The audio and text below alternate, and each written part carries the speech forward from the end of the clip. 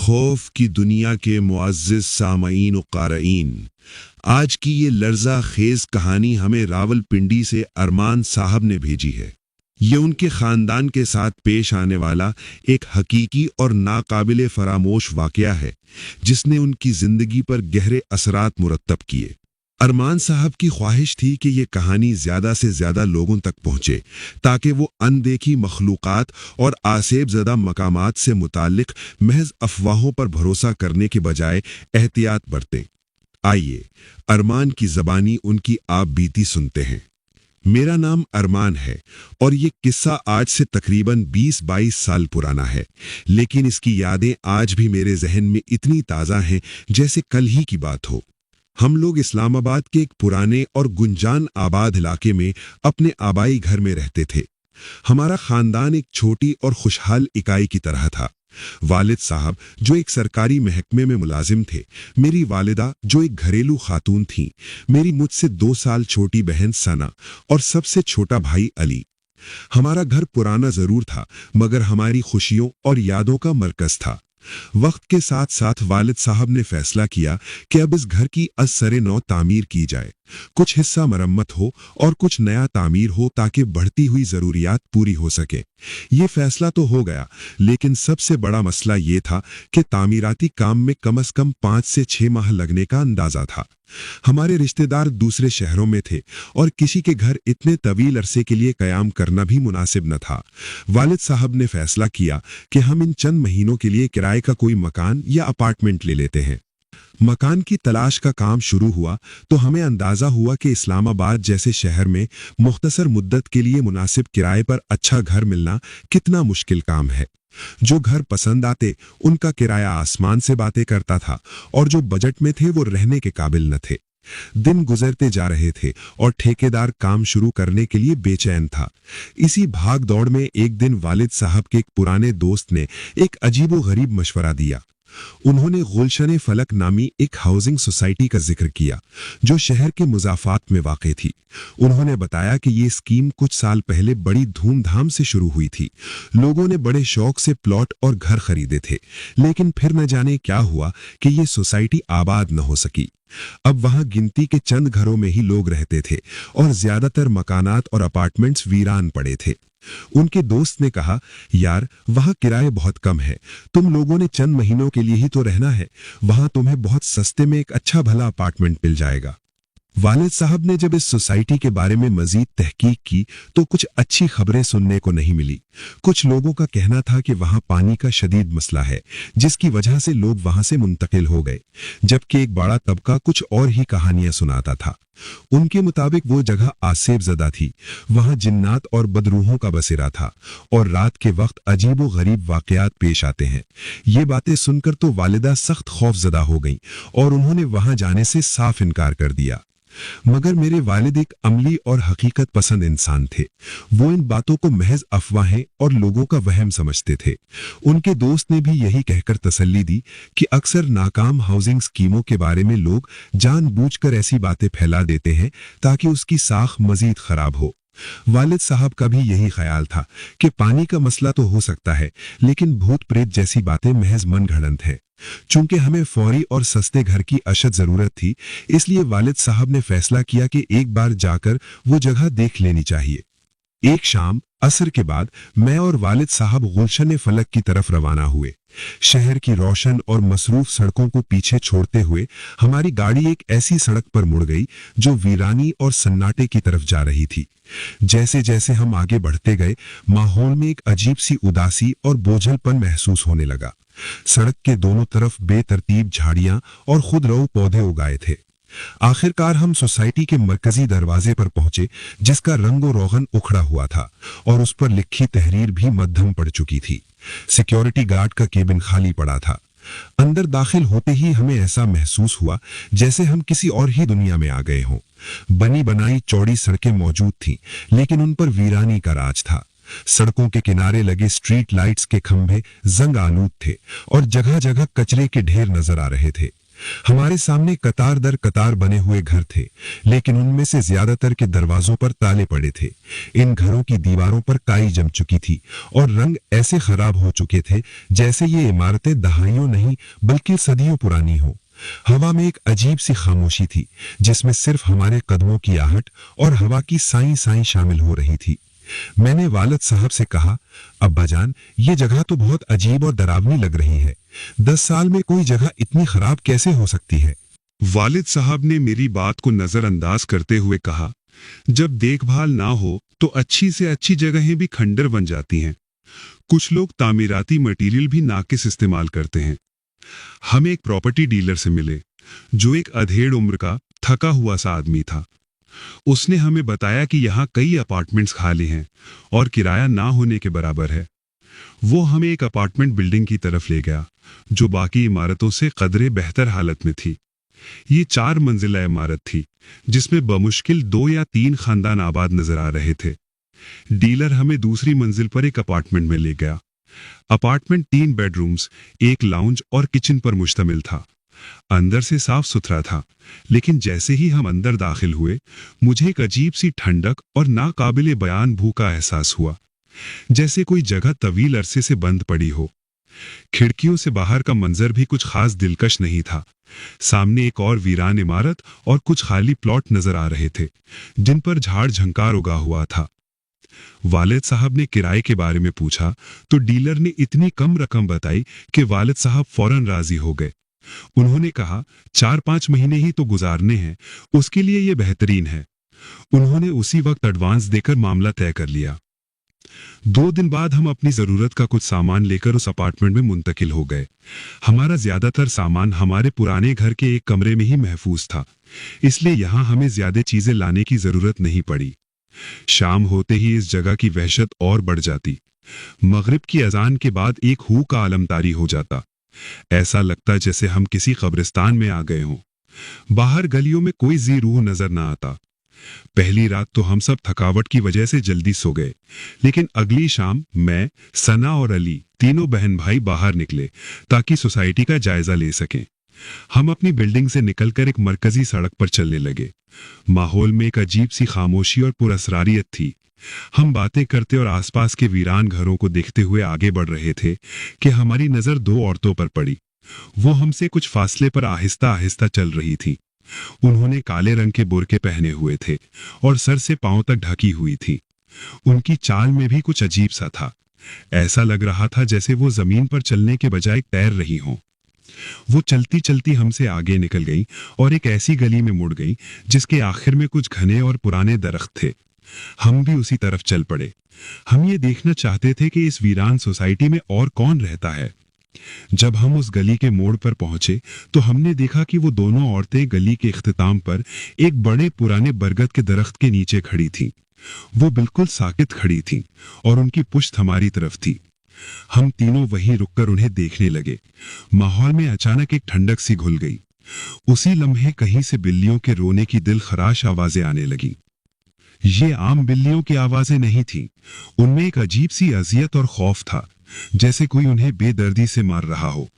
हमने गैर इरादी तौर पर उन आवाजों की सिमत में देखा और फिर जब हमारी नजर दोबारा उस दरख्त पर पड़ी तो हमारे रोंगटे खड़े हो गए। वो दोनों औरतें वहां नहीं थीं। वो ऐसे गायब हुई थीं जैसे कभी वहां थी ही नहीं। लेकिन उनकी जगह दरख्त की झुकी हुई शाखों पर 4-5 काले रंग की बिल्लियां बैठी थीं।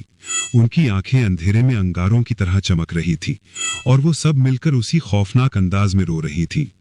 हम तीनों सकते में आ गए। अली ने डरते हुए कहा, भाई, वो औरतें कहाँ गईं? सना की आवाज भी कांप रही थी। अभी तो यहीं खड़ी थी। उन्हें वापस उसी रास्ते से आना चाहिए था। हमने उन्हें गुजरते हुए भी नहीं देखा। मैंने भी खाली सड़क की तरफ देखते हुए कहा, अगर वो गुजरती तो हमें जरूर नजर आती। ये सड़क तो बिल्कुल खाली है। अचानक वो बिल्लियां और ज्यादा ऊंची आवाज में चीखने लगी। उनकी आवाजें अब रोने से ज्यादा गुस्से और धमकी भरी लग रही थी।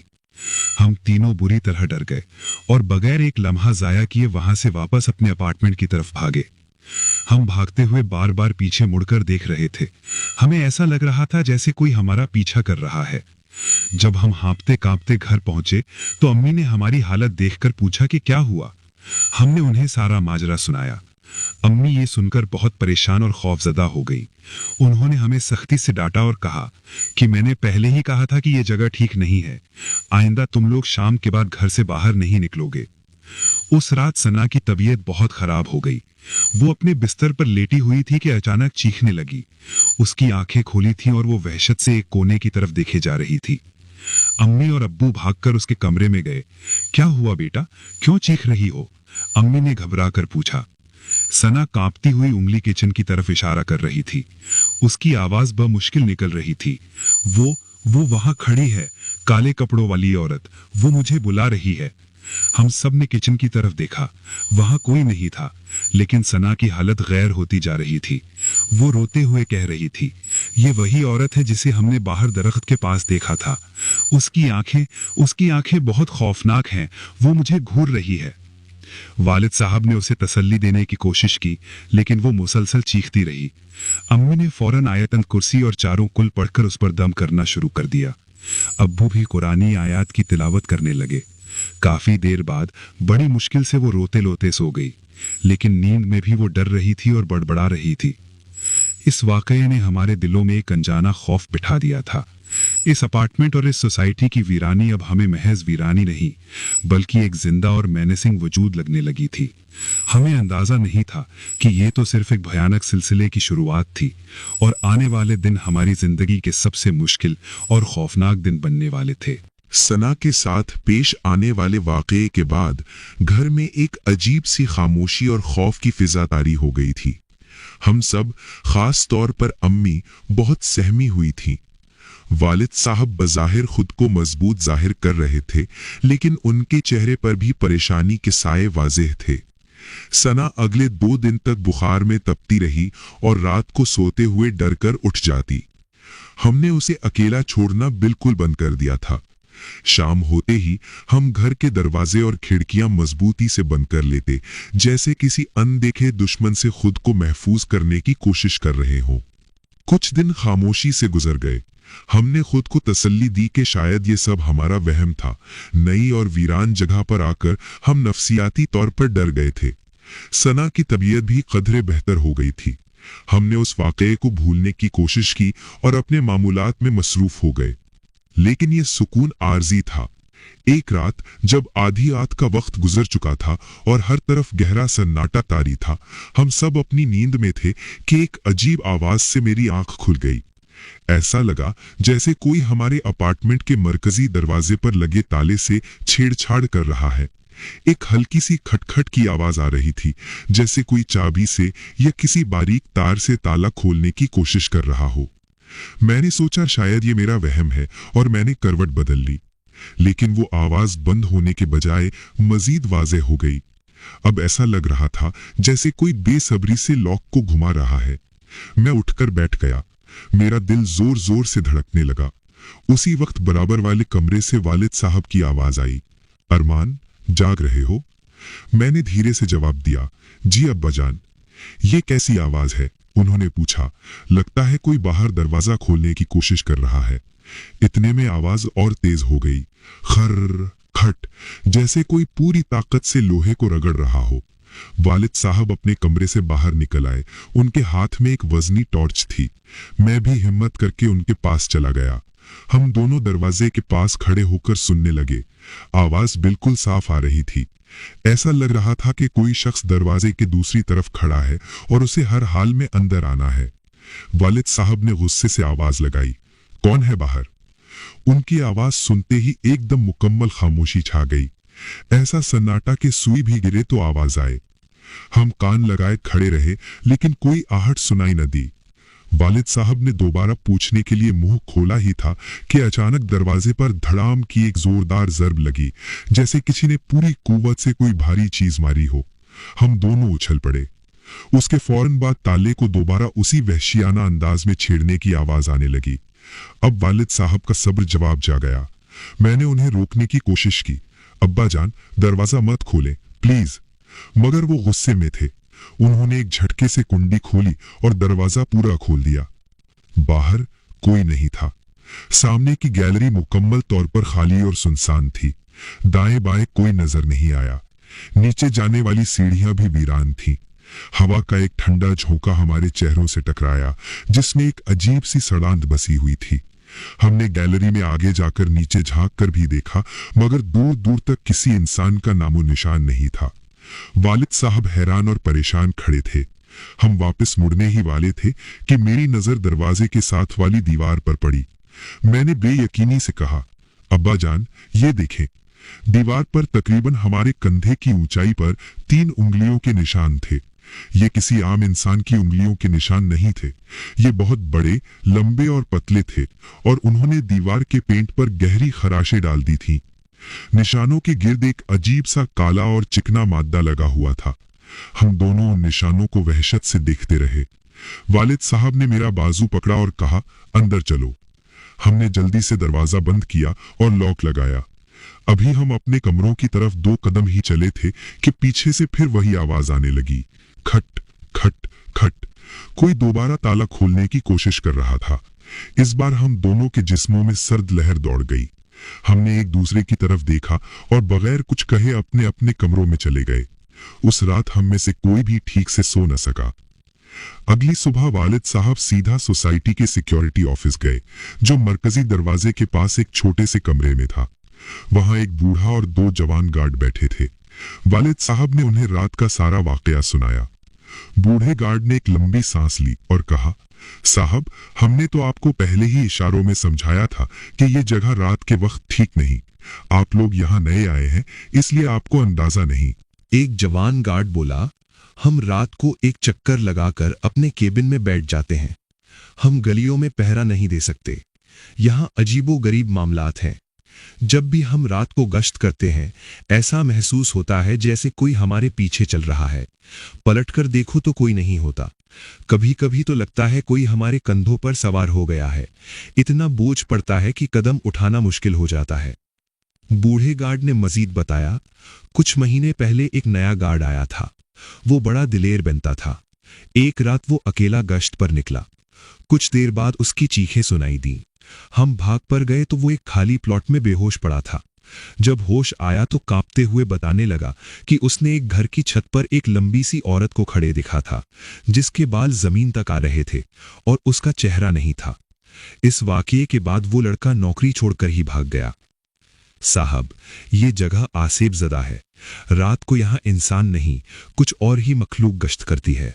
ये सुनकर वालिद साहब के चेहरे का रंग उड़ गया। अब उन्हें यकीन हो गया था कि ये महज वहम नहीं है। वो खामोशी से वापस आ गए। घर आकर उन्होंने अम्मी को सब कुछ बता दिया। अब सूरत हाल ये थी कि हम यहाँ से फौरी तौर पर जा भी नहीं सकते थे, क्योंकि हमारे अपने घर का काम अभी शुरू ही हुआ था। ये रोज का मामूल बन गया। आधी रात होते ही अजीबोगरीब आवाजें आने लगती। कभी लगता जैसे किसी पुराने जंग आलूद गेट को कोई बार बार खोल और बंद कर रहा है। कभी छत पर भारी कदमों के चलने की आवाजें आती और हमारे दरवाजे का ताला तो उस मखलूक का पसंदीदा मशगला बन चुका था। हम इतने आदी हो गए थे कि अब इन आवाजों पर उठते भी नहीं थे, बस डर कर अपने बिस्तरों में दुबके रहते। वालिद साहब ने इस मसले का एक टेक्निकल हल निकालने की कोशिश की। उन्होंने फैसला किया कि हम दरवाजे के बाहर एक सीसीटीवी कैमरा लगवाते हैं। इससे अगर कोई इंसान शरारत कर रहा होगा तो पकड़ा जाएगा, और अगर कुछ और हुआ तो कम से कम हमें सबूत तो मिल जाएगा। अगले ही दिन एक कैमरा लगा दिया गया। उस रात हम सब जाग रहे थे, इस इंतजार में कि कब वो आवाजें शुरू हों। ठीक रात के 2 बजे ताले से छेड़छाड़ की आवाज शुरू हुई। हमने फौरन लैपटॉप पर कैमरे की लाइव फीड ऑन की। स्क्रीन पर जो मंजर था वो हमारी तवक्को से कहीं ज्यादा खौफनाक था। कैमरे का माइक्रोफोन ताले को रगड़ने की आवाज को बहुत वाज़ेह तौर पर रिकॉर्ड कर रहा था, लेकिन वीडियो में गैलरी में कोई नहीं था। वो बिल्कुल खाली थी। आवाजें आ रही थीं, मगर कोई वजूद नजर नहीं आ रहा था। हम आंखें फाड़े स्क्रीन को देख रहे थे। अचानक कैमरे के लेंस के बिल्कुल सामने हवा में एक धुंधला सा काला अक्स एक लम्हे के लिए नमूदार हुआ और बिजली किसी तेजी से गायब हो गया। वो इतना तेज था कि अगर हम पलक झपकते तो शायद देख भी ना पाते। उसके साथ ही एक गहरी, गैर इंसानी सांस की आवाज रिकॉर्ड हुई और फिर खामोशी छा गई। अब शक की कोई गुंजाइश बाकी नहीं रही थी। हम एक ऐसी जगह पर कैद हो चुके थे जहां हमारा सामना किसी अनदेखी, माफौकुल फितरत मखलूक से था। कुछ दिन और गुजरे। हमने इन चीजों की तरफ ध्यान देना कम कर दिया था, ये सोचकर कि जब तक वो हमें जिस्मानी तौर पर नुकसान नहीं पहुंचा रही, हम ये वक्त गुजार ही लेंगे। लेकिन हम गलत थे। वो मखलूक सब्र कर रही थी और उसका अगला हदफ मेरी बहन सना थी। एक दिन सना की कुछ सहेलियां उससे मिलने आईं। वो काफी दिनों से घर में कैद होकर उकताई हुई थी, तो वो सब मिलकर बाहर सोसाइटी में घूमने चली गईं। वो हंसती खेलती सोसाइटी के एक वीरान से पार्क की तरफ जा निकली। उस पार्क में बच्चों के लिए कुछ झूले लगे हुए थे जो अब जंग आलूद और टूटे फूटे थे। सना की सहेलियों ने बाद में जो बताया वो रोंगटे खड़े कर देने वाला था।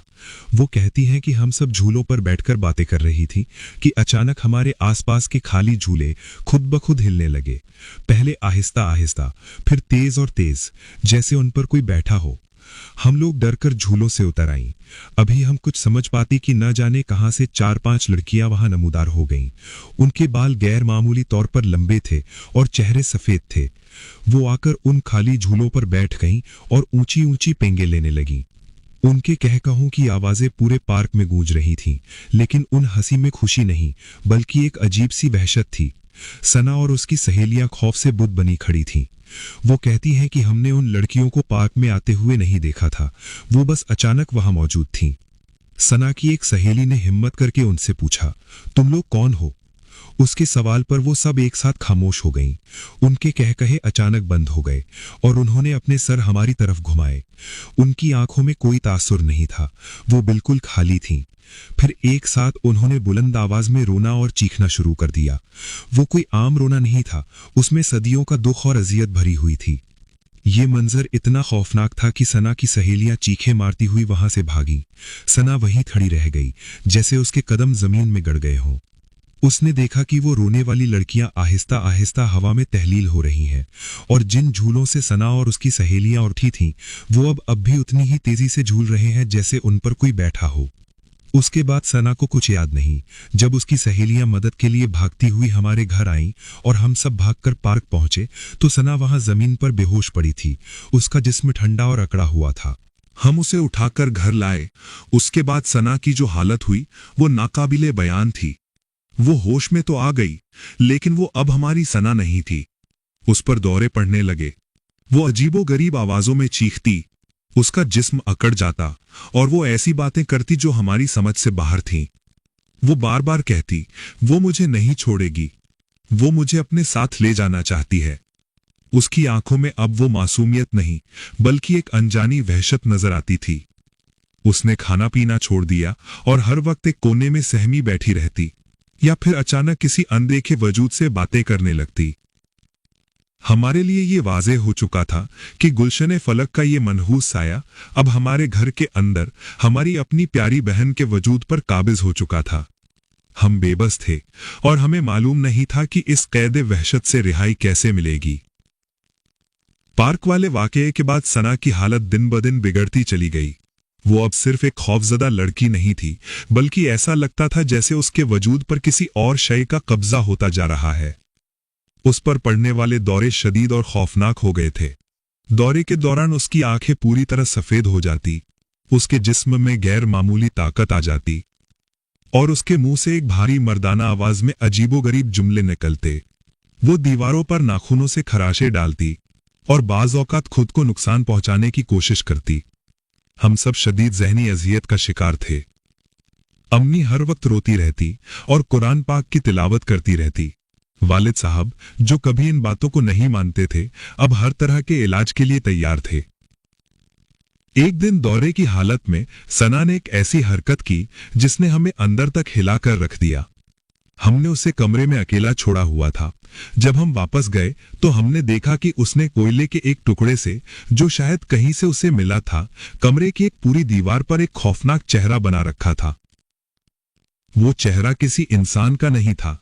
उसकी आंखें बड़ी और खाली थीं, नाक की जगह 2 सुराख थे और मुंह एक वसी सियाह चीख की सूरत में खुला हुआ था।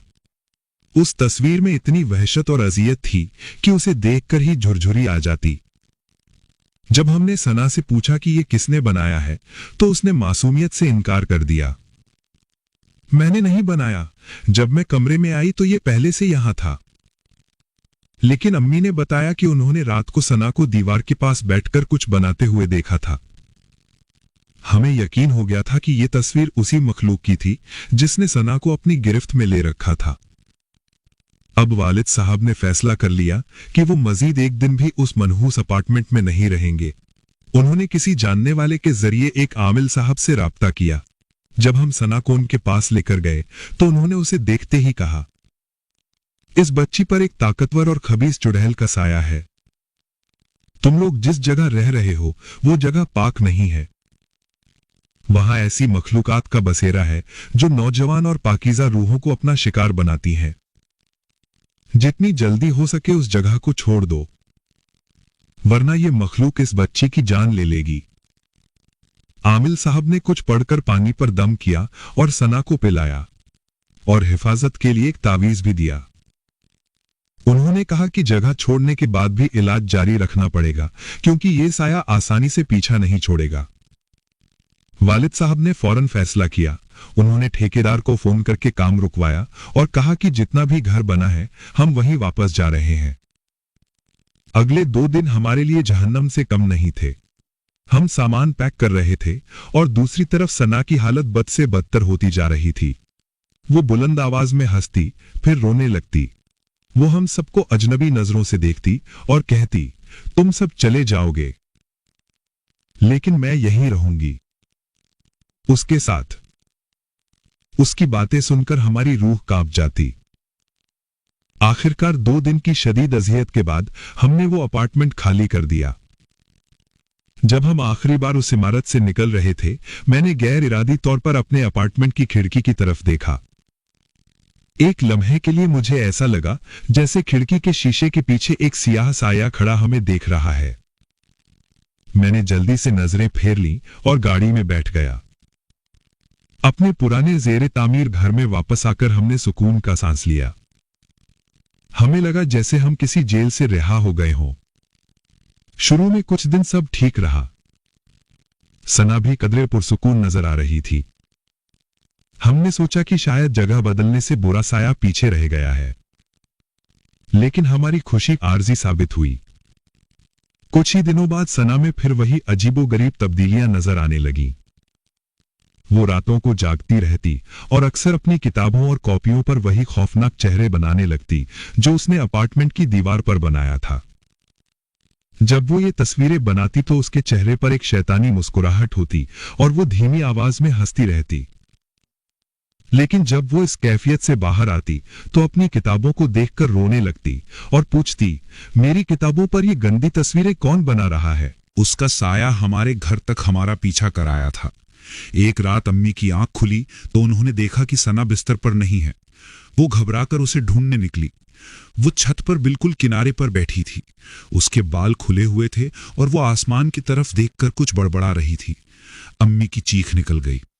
एक और वाकया जिसने अम्मी को शदीद बीमार कर दिया वो ये था कि एक दोपहर सना सीढ़ियों से नीचे उतर रही थी और अम्मी किचन में खड़ी थी।